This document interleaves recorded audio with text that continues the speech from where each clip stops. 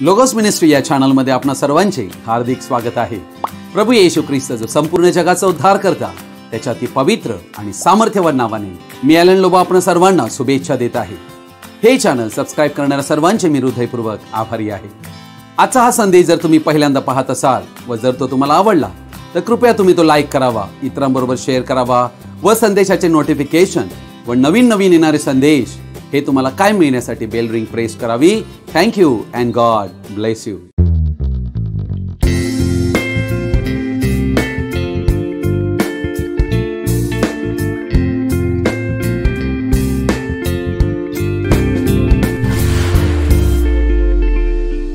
या अगोदरच्या संदेशात पहिल्या भागात आम्ही 3 आक्षेपांवर अभ्यास केला।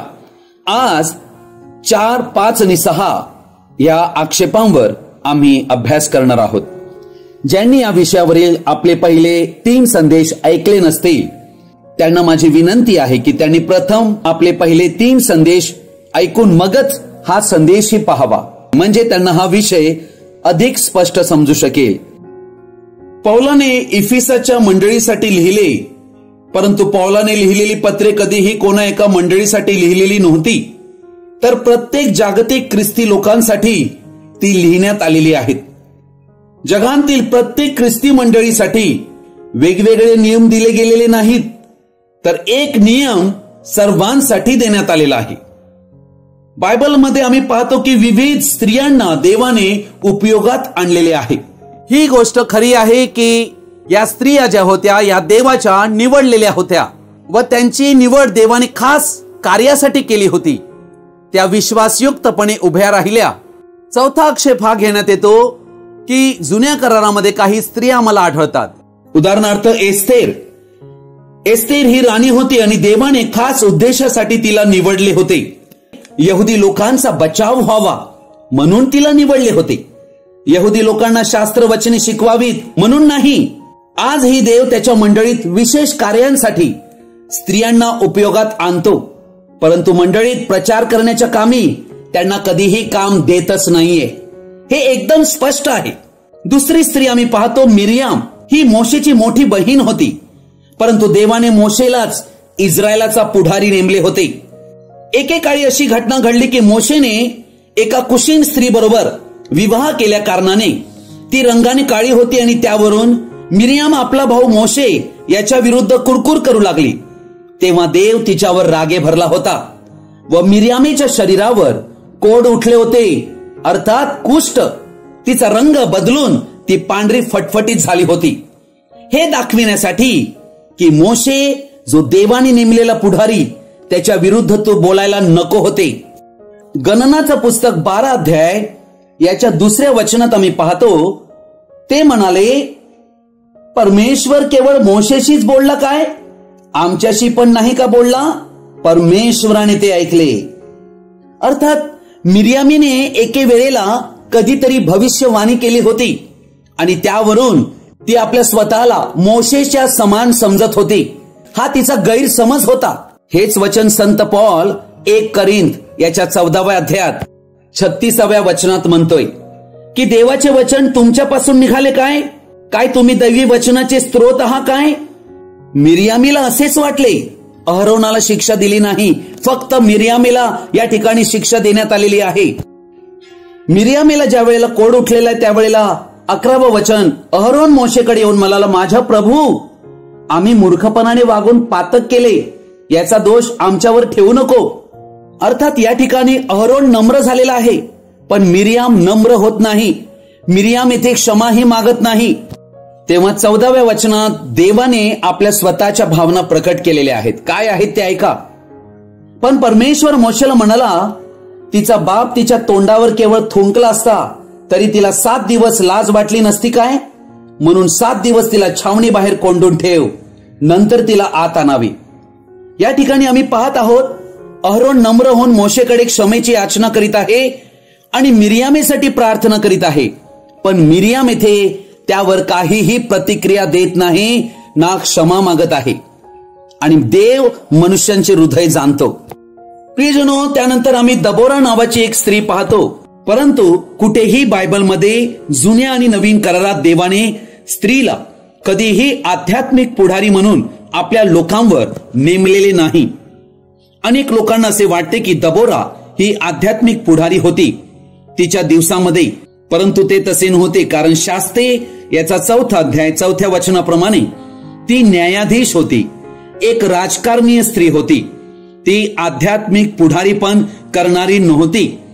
दबोराच्याही काळामध्ये आध्यात्मिक पुढारीपण हे प्रमुख याजक आणि जे याजक मंदिरामध्ये अहरोनाच्या वंशाप्रमाणे सेवा करणारे होते हे त्यांचे पाचारण होते.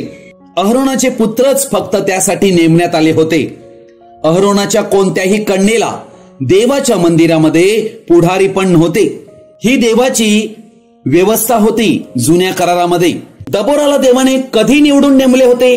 जेव्हा इस्रायल लोक देवाच्या आज्ञेचा सतत भंग करीत होते व आपल्याला वाटेल तसे मनमानी वागत होते, तेव्हा देव त्यांना दंड देत होता. दुसऱ्या देशांचे राजे येऊन या इस्रायल लोकांना गुलामीत ठेवित होते. त्या काळी दबोराला देवाने निवडले होते की जेव्हा इस्रायली लोक 20 वर्षापासून कनानाचा राजा याबीन याच्या गुलामीत होते. हा तो समय होता जेव्हा कोणीही पुरुष देवाच्या आज्ञेप्रमाणे चालत नव्हता. म्हणून देवाने एका दबोरा नावाच्या स्त्रीला इस्रायलाचा न्यायाधीश म्हणून बनविले होते. तेव्हा देवाने आपला संदेश दबोराला दिला व दबोरा हा संदेश बाराकाला देते की तू 10,000 सैन्य घेऊन याबीन राजाचा सरदार सिसरा याच्याशी लढण्यास जा. तेव्हा बाराक घाबरून तिला म्हणतो, जर दबोरा माझ्या बरोबर येईल तरच मी जाईन. याचा अर्थ कोणीही पुरुष देवाचे कार्य करण्यास तयार नव्हता. यामुळे देवाने दबोरेच्या द्वारे हे कळविले की या युद्धात जो विजय मी इस्रायलाला देईन त्याचे श्रेय बाराक जो पुरुष त्याला न जाता एक स्त्री त्याचे श्रेय घेईल व हा मान व श्रेय हेबरची पत्नी याएलला मिळाला, कारण तिने सिसरा जो सरदार त्याला ठार मारले. याचं वर्णन शास्त्रेच्या 4 अध्यायात आम्हाला आढळते. अर्थात येथे कोणी पुरुष नसल्या कारणाने एका स्त्रीला कामासाठी नेमले होते, परंतु जुन्या करारात कोणती रीत किंवा व्यवस्था त्यानंतर बनविली नाही. दबोरानंतर कधीच कोणीही स्त्री न्यायाधीश म्हणून बनलीच नाही. अर्थात प्रियजन हो, या गोष्टींचा आधार घेऊन जर कोणी स्त्री प्रचारक म्हणत असेल की यामुळे मी मंडळीमध्ये प्रचार करू शकेन, तर हे किती मूर्खपणाचे लक्षण आहे हे आम्हाला एकदम स्पष्ट होते. 5वा आक्षेप आम्हाला पवित्र शास्त्रांतील प्रेषितांची कृत्याच्या 18 अध्यायामध्ये 24 ते 28 वचनामध्ये प्रिस्किल्लाने अपुलस नावाच्या विद्वान पुरुषाला मुक्तीचा मार्ग का शिकविला. या ठिकाणी आम्हाला ही गोष्ट आढळते की अक्विला आणि प्रिस्किल्ला हे पती पत्नी होते व चांगले मुळावलेले ख्रिस्ती जोडपे होते. त्यांचा धंदा तंबू बनविण्याचा होता जो पौलाचा होता. परंतु आपण ते वचन वाचूया म्हणजे आम्हाला याविषयी अधिक स्पष्ट कळेल. प्रेषितांची कृत्याचा 18 अध्याय या ठिकाणी आम्ही पाहत आहोत 24 वचनात अपोल्लो नावाचा एक मोठा वक्ता शास्त्र पारंगत अलेक्सांद्रियाकर यहुदी इफिसास आला. त्याला प्रभूच्या मार्गाविषयीचे शिक्षण मिळालेले होते आणि तो आत्म्याने आवेश असल्यामुळे येशूविषयीच्या गोष्टी नीट सांगून शिक्षण देत असे. तरी त्याला केवळ योहानाचा बाप्तिस्मा ठाऊक होता. तो सभास्थानात निर्भीडपणे बोलू लागला. तेव्हा प्रिस्किल्ला व अक्विला यांनी त्याचे भाषण ऐकून त्याला जवळ बोलावून घेतले. लक्षात घ्या, व त्याला देवाचा मार्ग अधिक स्पष्टपणे दाखविला. अर्थात प्रिस्किल्ला आणि अक्विला यांनी आपल्या घरी त्याला बोलावलेलं आहे, हे मंडळीमध्ये नाही. आणि येथे प्रिस्किल्ला मंडळीमध्ये संत पौलाला थांबवून शिकवू लागलेली नाही. येथे ही गोष्ट गांभीर्याने ध्यानात घेणे फार आवश्यक आहे. ती ही की प्रेषित 18:11 नुसार संत पौल हा प्रिस्किल्ला व अक्विला बरोबर 1.5 वर्षे राहिला होता. त्यावरून त्यांनी पौलाकडून शास्त्रलेखानुसार मुक्तीच्या मार्गाचे उत्तम ज्ञान प्राप्त केले असणार. म्हणून जेव्हा प्रार्थना गृहात अपोलोस कडून केलेल्या प्रचारात कमतरता त्यांनी पाहिली, तेव्हा त्यांनी सर्वांसमोर त्याला करेक्शन दिले नाही, तर त्यांनी त्याला आपल्याकडे म्हणजे आपल्या घरी बोलावले. एकांतात प्रेमाने प्रभूचा मार्ग समजाविला. अपोलोस हा एक प्रचारक असल्या कारणाने तो अक्विला व प्रिस्किल्लासाठी कोणी अनोळखी व्यक्ती नव्हता. अपोलोसाचे आगत स्वागत करून प्रिस्किल्ला देखील आपल्या पती बरोबर बसली असणार व आपल्या पतीच्या अनुमतीने तिनेही अपुल्लोसाला काही गोष्टी सांगितल्या असतील, ज्या गोष्टी अपुल्लोसाला त्यापूर्वी ठाऊकच नव्हत्या. मग प्रश्न हा येतो, काय प्रिस्किल्लाने अपुल्लोसाला प्रार्थना स्तरात सर्वांसमोर शिकविले काय? बिलकुल नाही. काय प्रिस्किल्लाने आपल्या पतीला अक्विलाला असे आपल्या घरी सांगितले असेल काय की तुम्ही जरा गप्प बसा, मी अपुल्लोसाला बरोबर शिकविते? नाही प्रियजनो हो, ती मर्यादेने वागलेली आहे. कारण तिने स्वतः संत पौलाकडून शिकून घेतले होते की एका ख्रिस्ती स्त्रीला आपल्या पतीच्या अधीन राहिले पाहिजे. म्हणून प्रिस्किल्लाने कधीच बायबलच्या व्यवस्थेला लाथाडून देऊन प्रचार केलाच नाही. नम्रतेने आणि प्रेमाने त्याला समजाविलेली आहे. येथे कोणत्याही स्त्रीने मंडळीमध्ये पुढारीपण केलेले नाही. म्हणून अशा प्रकारचे आक्षेप घेणे की प्रिस्किल्लाही अशा प्रकारे करीत होते म्हणून स्त्रीला शिकविण्याचा अधिकार आहे, असा आक्षेप पूर्णतः वैध ठरतो. 6वा आक्षेप हा घेण्यात येतो की स्त्री भविष्यवाणी करील. या वचनावरून अनेक जण अशा प्रकारे आक्षेप घेतात की त्याचा अर्थ स्त्रिया प्रचार करतील. अशी भविष्यवाणी योएल संदेष्टाद्वारे करण्यात आली. आम्ही पाहूया. प्रेषितांची कृत्ये 2 अध्याय याच्या 16 आणि 17 वचनात मी वाचत आहे. परंतु योएल संदेष्टाने जे सांगितले होते ते हे आहे, देव म्हणतो, शेवटल्या दिवसांत असे होईल की मी मनुष्य मात्रावर आपल्या आत्म्याचा वर्षाव करीन.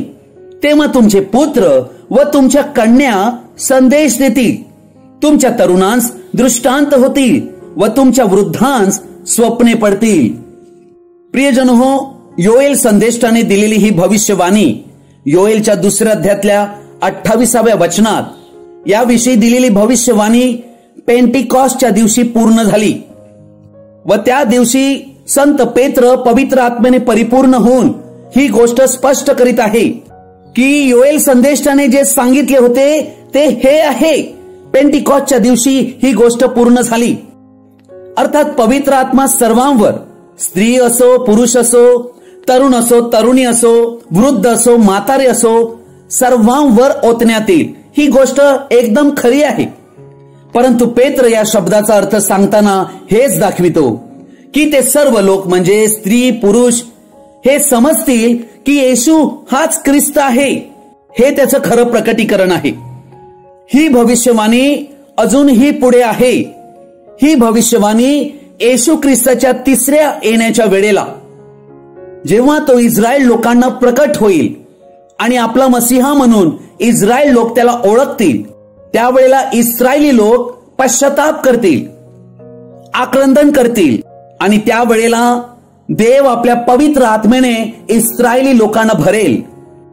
आता या वचनात आम्ही ही गोष्ट पाहत आहोत की तुमचे पुत्र व तुमच्या कन्या संदेश देतील, म्हणजे भविष्यवाणी करतील.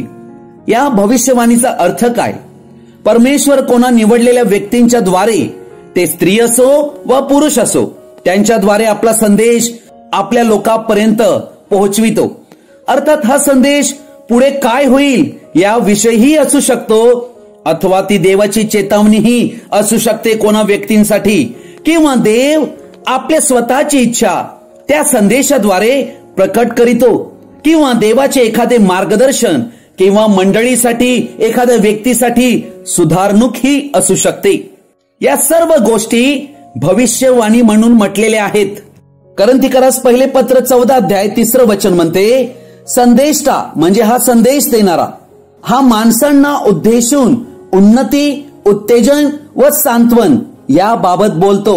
अर्थात 1 करिंथ 12 याच्या 10व्या वचनानुसार देव भविष्यवाणीच्या देणगीद्वारे स्त्रियांचाही उपयोग भविष्यवाणी करण्यासाठी करीतो. देवाचे वचन येथे स्त्रियांना भविष्यवाणी करण्यास कधीच मनाई करीत नाही, कारण तो संदेश भविष्यवाणीद्वारे देवच स्त्रीद्वारे मंडळीला प्रकट करीतो व ती अन्य भाषा बोलून किंवा त्या भाषेचा अर्थ सांगून तो संदेश प्रकट करीते. यात काहीही वावगे नाहीये. आजही चर्चेसमध्ये या गोष्टी होतात व स्त्रियाही पुरुषांबरोबर अशा भविष्यवाणी करतात. अर्थात तो संदेश बायबलशी पूर्णतः निगडीतच असतो, वचनाबाहेर नसतो. म्हणून येथे ही गोष्ट समजणे फार आवश्यक आहे की भविष्यवाणी करण्याचे दान देव आपल्या मंडळीत स्त्री असो वा पुरुष असो त्यांना देतो आणि ते पूर्णतः योग्य आहे. यात काही भेदच नाहीये. परंतु येथे हा आलेला संदेश स्त्रीला प्रचार करण्यास सांगत नाहीये. ही गोष्ट येथे एकदम स्पष्ट आहे, ही आम्ही समजायला हवी. म्हणून कोणीही प्रेषित 2:17 या वचनावरून अशा प्रकारचं तत्व बनवू शकत नाही की स्त्रिया संदेश देतील आणि त्यामुळे आता ते प्रचार करू शकतील. असे समजणे संपूर्णतः चुकीचे आहे. या संपूर्ण बायबलच्या शिकवणुकीनुसार कोणी स्त्री दूत स्वर्गामध्ये नाहीये. देवाकडे स्वर्गातही पुरुष दूत आहेत, जे त्याचे संदेश वाहक आहेत, देवाच्या पवित्र वचनाचे. स्त्री कशी एका संपूर्ण चर्चची प्रमुख बनू शकते? तिला आपल्या स्वतःच्या घरातही प्रमुख म्हणून बोलाविलेले नाही. तिला पती हा मस्तक देवाकडून देण्यात आलेला आहे. बायबलच्या शास्त्रलेखानुसार ती कुटुंबाचेही प्रमुख असू शकत नाही व जिवंत देवाच्या मंडळीचेही प्रमुख असू शकत नाही. आता स्त्री ही कडक स्वभावाची नसावी. ती पवित्र शास्त्रलेखानुसार अधीन राहणारी असावी, ही तिच्याविषयी आज्ञा आहे. सर्व स्त्रिया ज्या खऱ्या नारी अशा असाव्या. एक खरा पती आपल्या पत्नीवर प्रेम करीतो, तो तिला कधी पायपुसणे करीत नाही. देवाने दिलेले इमेज जर स्त्री तोडते तर ती विकृत बनते. मग ती पुरुषांचे वस्त्र घालून फिरते व आपले केस ही जे तिला देवाकडून तिच्या मस्तकाला आच्छादन म्हणून देण्यात आले आहेत ते ती कापते. स्त्रीने कधीही पुरुषांचे वस्त्र परिधान करू नये. जेव्हा स्त्री ही प्रचार मंच म्हणजे पुलपीटवर जाते तेव्हा ती अतिक्रमण करीते, कारण तसे करण्यास देवाने तिला मनाई केलेली आहे. तसे करून ती कोणत्या आत्म्याची आहे हे ती दाखविते. वर्चस्व करणारी स्त्री ही ख्रिस्त विरोधी आत्म्याची आहे. म्हणूनच प्रत्येक मनुष्य खोटा ठरो व देवाचे वचन काय तेच खरे ठरो. रोमकरासपत्र 3:4 सैतानाने हव्वेला मूर्ख बनविले व आता तो तिच्या मुलींनाही मूर्ख बनवित आहे. व ख्रिस्ताच्या मंडळीत पुढारीपण करणाऱ्या स्त्रियांनी पश्चाताप करून देवाकडे परत यावे हे आवश्यक आहे. स्त्रियांनी उपदेश देणे व प्रचार करणे थांबवावे, कारण हे फक्त पुरुषांसाठीच आहे. मी अशा ख्रिस्ती आयांचा आणि बहिणींचा आदर आणि सन्मान करीतो, जी देवाच्या व्यवस्थेचा आदर करून देवाचे भय धरते. त्या खऱ्या राणी आहेत आपापल्या घरी. अशा स्त्रियांचे मोल मोत्याहून उत्तम आहे. शल्मोन राजा म्हणतो, सद्गुणी स्त्री आपल्या पतीला मुकुट आहे, पण लाज आणणारी स्त्री त्याची हाडे सडविणारी आहे. चर्च हे कशाने दर्शविलेले आहे? स्त्रीद्वारे दर्शविलेला आहे. स्त्रियांचा गोडवा, स्त्रियांचा दयाळूपणा, चांगुलपणा, कोमलपणा, स्त्रियांचे प्रेम हे संपूर्ण ख्रिस्ती मंडळीला पाझरून टाकते. चर्चचे हृदयच जणू मौल्यवान स्त्रिया आहेत. त्या पवित्र आत्म्याने चालतात. त्या आपले जीवन विश्वासयुक्तपणे व प्रेमाने जगतात, पवित्रपणे वागतात व दैवी मुले निपजतात. बहिणींनो, तुमच्या विश्वासयुक्तपणाबद्दल धन्यवाद आणि प्रभू तुम्हाला आशीर्वादित करो. God richly bless you. Amen. या विषयाचा शेवट करीत असता मी म्हणू इच्छितो की देवाने त्याच्या वचनाकरवी सर्व गोष्टी आम्हाला स्पष्ट केल्या आहेत. आम्ही प्रार्थनापूर्वक देवाचा शोध करावा व समजून घ्यावे की आज देवाच्या मंडळीत स्त्रियांनी पुढारीपण का करू नये. ख्रिस्त येशू जो मंडळीचा तारणारा, त्याला आनंद तेव्हा होतो जेव्हा आम्ही त्याच्या व्यवस्थेचा स्वीकार करून त्याचा सन्मान करीतो. आम्हाला सर्व बाबतीत त्याची आज्ञा पाळणे आहे.